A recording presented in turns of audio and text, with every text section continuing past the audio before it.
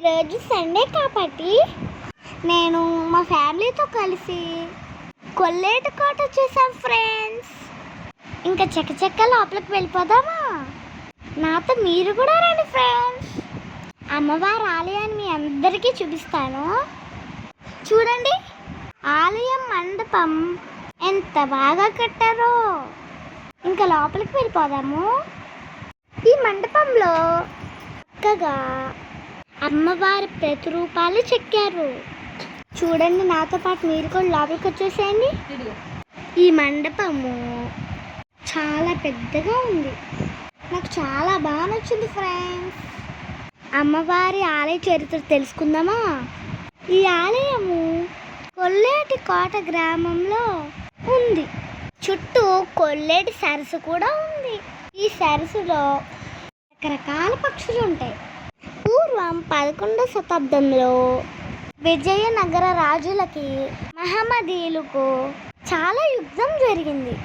ఈ యుద్ధంలో విజయనగర సామ్రాజ్యాధ్యక్షుడు విజయాన్ని ఆకాంక్షిస్తూ కొల్లేరు గ్రామంలో ఉన్న జలదుర్గాదేవికి తన కూతుర్ని బలివ్వబోయాడు.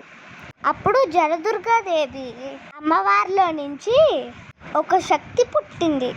ఆ శక్తి పెద్దింట్లమ్మగా ఇక్కడ వెలిసింది. పదండి ఫ్రెండ్స్, మనం కూడా దర్శనానికి లోపలికి వెళ్ళిపోదాం. ముందుగా ధ్వజస్తంభాన్ని దర్శనం చేసుకుందాం. ఇంకా లోపలికి వెళ్ళిపోయి అమ్మవారిని దర్శనం చేసుకుందాం. ఇక్కడ అమ్మవారు 9 అడుగుల ఎత్తు కలిగి చాలా నేత్రాలతో చేతులు డమరుకము పద్మాసనములో త్రిశూలం పట్టుకుని దర్శనం ఇస్తుంటారు. మీరు కూడా చూడండి ఫ్రెండ్స్.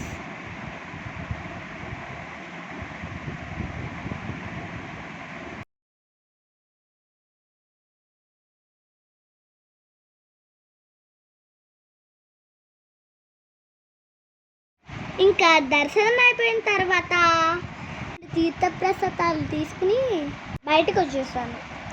చూడండి ఫ్రెండ్స్, బయట ఇంకా మేమంతా కలిసి బయటికి వెళ్తున్నాము.